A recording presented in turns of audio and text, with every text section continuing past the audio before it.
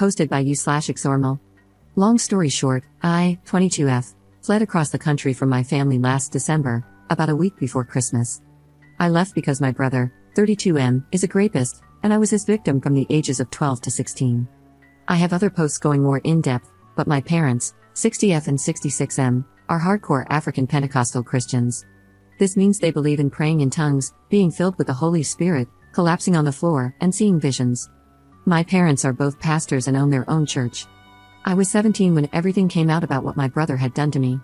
My parents' reaction was to bury everything, force me to forgive my brother, and keep the church's reputation intact. My dad said he never understood family secrets until then, and both my parents told me I should never tell anyone about what happened to me. They let my brother move back into the basement and continue living with us for years. During and after all of that, I felt like I was dying inside. Living in that house felt like hell on earth, and I was struggling mentally. I went from graduating high school with a 4.1 GPA to dropping out of college with a 2.3 GPA. I stopped attending all my classes and responding to people, and things were getting really dark for me. So in December, my boyfriend, 21M, and I decided that I had nothing to lose by packing a suitcase, taking my important documents, and flying across the country to live with his family.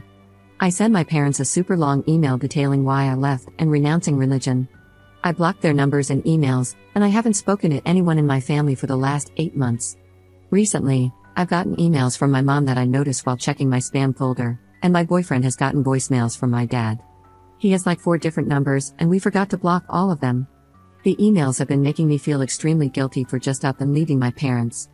My mom tells me in all the emails about how she cries herself to sleep every night because I was her only daughter and prays I'll come home.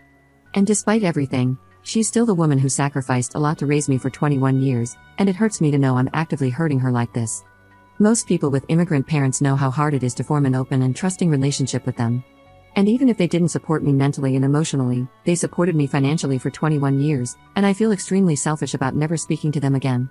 It still hurts a lot 8 months later, and I'm starting to wonder if I really did make the right choice. Edit.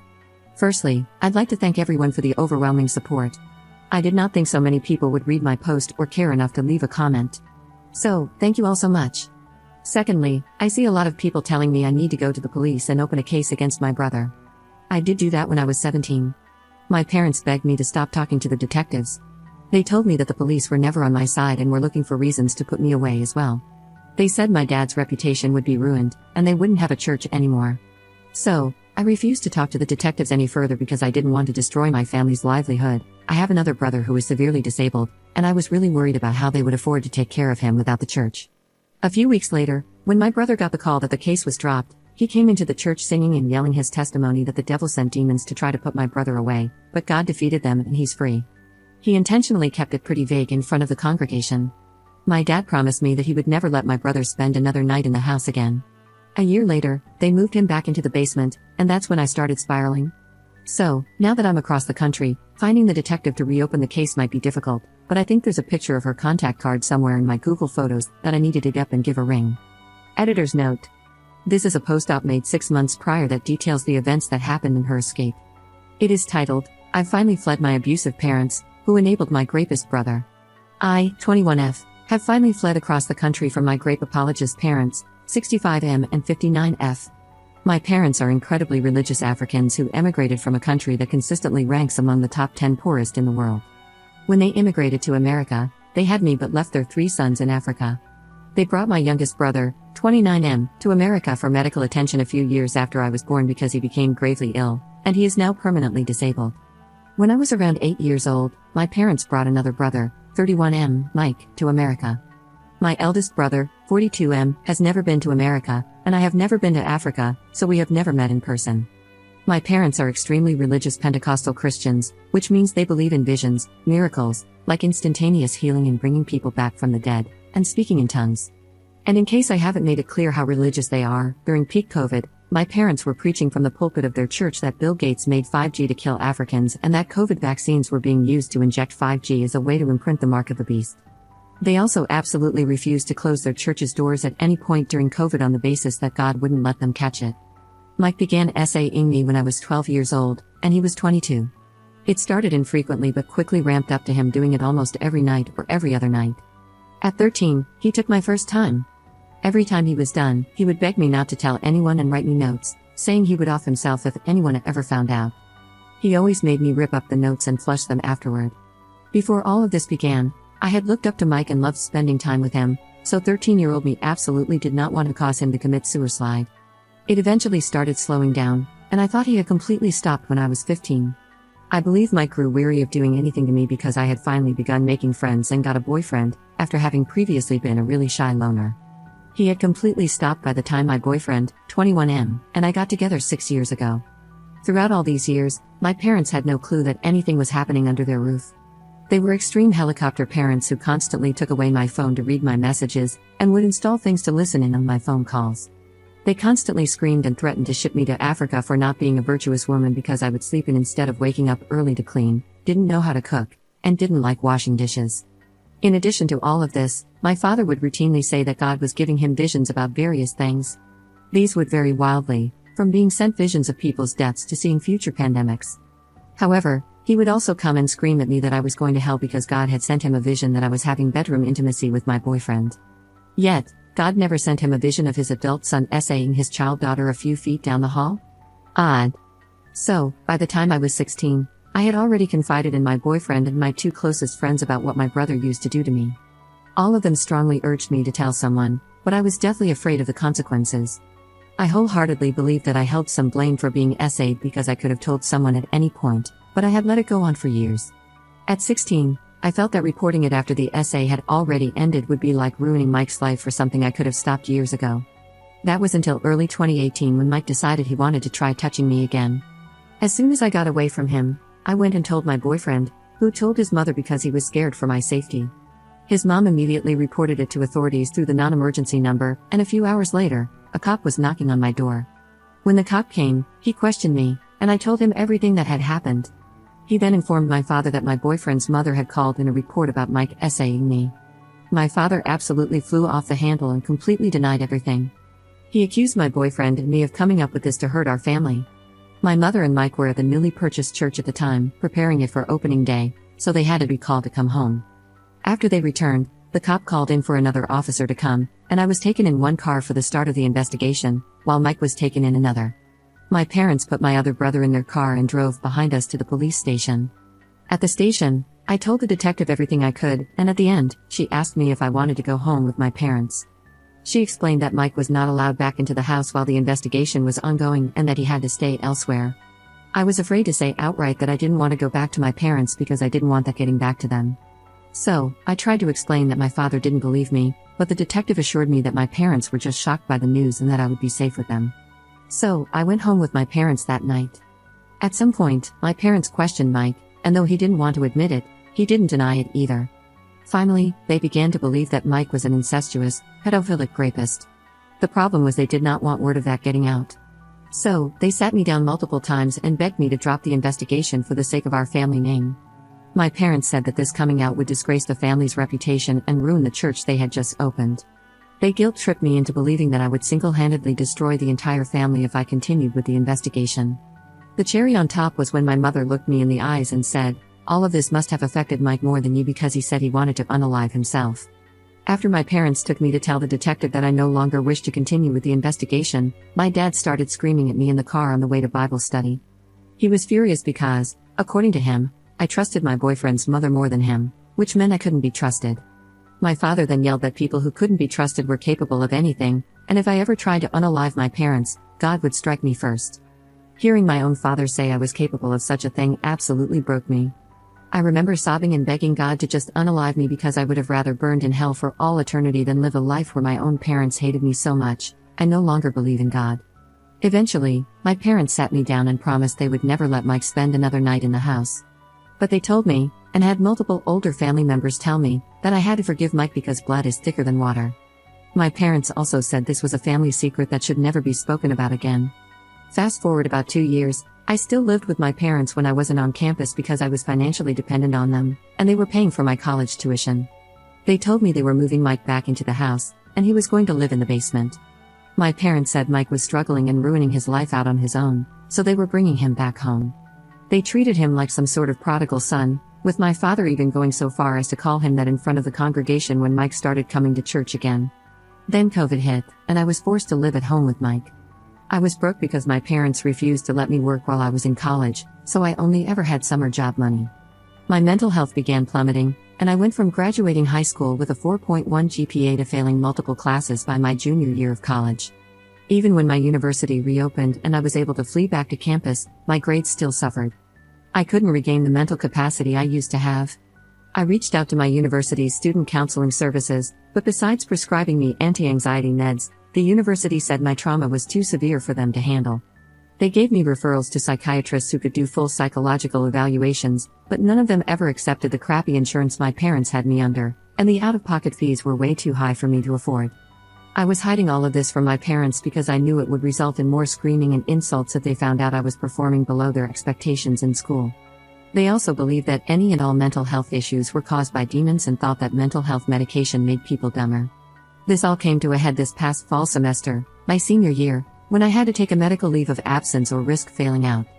I waited until the deadline to apply for the leave of absence so that I wouldn't be forced to go home. Eventually, I did have to move out in December, but my parents assumed I was just moving out for winter break. However, after my boyfriend and I had packed up my dorm and driven to my house, it was late.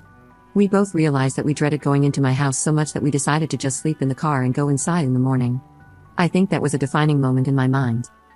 I have had multiple people telling me for years that I should leave my parents and go no contact with my entire family, but I was too scared because I was so financially dependent on them. They paid for my phone bill, gave me a car in their name, and covered my college expenses. I felt infinitely selfish for taking advantage of all this and then just spitting in their face by never talking to them again.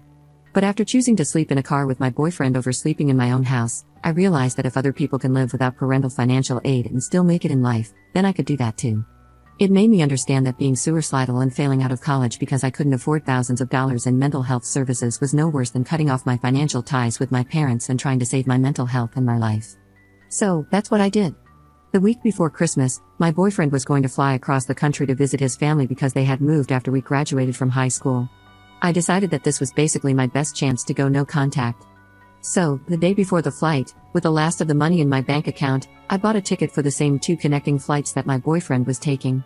We packed our stuff that night, and I had to leave a lot of things behind since I could have only take 1 suitcase and a backpack. But I took my passport, social security card, clothes, electronics, and any sentimental items I could fit, and we left. My parents didn't think anything of us leaving because they knew my boyfriend's flight was early that day, so they expected me to drive him to the airport. However, when we got to the airport, we parked the car in one of the airport garages. I put the key behind the gas tank cover and took pictures of it all. I texted my parents to let them know where the car and key were, told them I was safe, and said I would send them an email explaining everything later. Then, I blocked them on everything I could think of. Throughout the flights and layover, I was writing an email in much more detail than what's given here about how my parents had failed to raise, protect, and support me in every way imaginable. I sent the email after we landed and then proceeded to block their emails too. So, for the past 2 weeks, I have been staying with my boyfriend's family. All of my parents' blocked texts and emails go to spam, but their voicemails still pop up. I have my boyfriend field all of their messages to see if they have even attempted to self-reflect on anything because they have a history of telling me events never happened when I point out how they've treated me. Thus far, it has only been my mom telling me that I'm going to send her to the hospital and that I need to come home.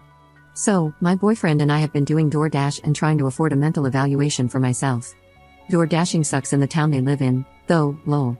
I just wanted to get this all off my chest, I guess. But I am super hopeful for the future now. Thanks for reading. Update 4 months 3 weeks later. So, a few days before Christmas, my mother randomly showed up at my boyfriend's family's front doorstep. She traveled across the entire country to find me unannounced. I had no idea she was coming and was very blindsided by everything. She asked to speak with me, and I was really hoping that things had changed, so I agreed to listen to her. We sat on chairs in the front lawn. She asked me if I was okay, and she started telling me how happy she was to see me. She said that she and my father had been in and out of the hospital with worry and stress about me. She also said that she was sorry for the things she did not know and things that were done out of ignorance. After all of that, she asked me if I wanted to talk to my disabled brother, and I really missed him, so she called my father. He began to tell me how he was finally going to sleep for the first night since I left the house now that he got to see my face. He also repeated most of the things my mother said, almost word for word, things like apologizing for what he didn't know was happening. He also said, "Find it in your heart to forgive us just as we have." He trailed off there, and that line was literally a wake-up call because, at that point, I had been crying and feeling so guilty for what I've been putting my elderly parents through. But that line made me pause because what in the world does he possibly have to forgive me for? What did I do to him? Flee for my safety? I think my mother noticed my change in demeanor because she ended the call with him pretty soon after and asked to take me out to eat. I brought my boyfriend with us so I wouldn't be driven to an airport instead. We went to a local restaurant, and the silence during our meal was palpable, until my boyfriend went to the bathroom. My mother then began grilling me on where I work, what I am doing with my future, and if I am going back to college. She asked me if I was thinking about going back to our home state to finish college, and I told her I was not leaving with her under any circumstances. I noticed that throughout all the questions she asked me since she arrived at our doorstep, she never truly asked me how I was doing. She didn't ask if I had a bed to sleep on, food to eat, means of transportation, or even money in my bank account. I never told her that my food stamps were halted for the month of December because I missed one letter, so I have to wait until halfway through January to get a recertification appointment. She probably would have been appalled that I was taking government handouts anyway. I never told her that I am working $1 above minimum wage job, that I actually really love, to save $3,000 to pay my old university to release my transcripts. But even if she offered to help, it most likely would have had heavy strings attached. After we left the restaurant, she tried asking me for my phone number. I told her that I have a new Google Voice number after the one my father used to pay for was turned off. She was apparently under the impression that he was still paying for the phone. So she called him again, and when asked about the old phone plan, he stuttered heavily before saying that he was still paying for it and had no idea what happened. When my mother tried to tell him that he needs to investigate, he told her that she should stop worrying about that and offered to buy me a new phone plan. I declined because I did not want my parents to be able to hold anything over my head. He then went on to start lecturing me about finishing college and how whatever anybody has said about my parents is not true. He even managed to very quickly drop in a "well, you said you don't believe in God anymore, but anyways." I didn't give him the satisfaction of a reply. After getting off the phone with my father, my mother asked if I wanted to spend the night at her hotel room because she missed me so much. I also declined that, and she dropped us off at the house. A few days after she left, I received a Christmas card and a $50 gift card from her in the mail. I guess the point of my update is to ask if I am still doing the right thing. I mostly feel really guilty about my mother because she's old, she believes and does whatever my father says, and I think my father's pride about power and reputation makes him a really crappy person. I also know for a fact that they are still in contact with and working with my gravest brother, so I know that I really shouldn't give a crap about them either. But my heart hurts, and I am really confused. I appreciate all advice. Thank you for reading.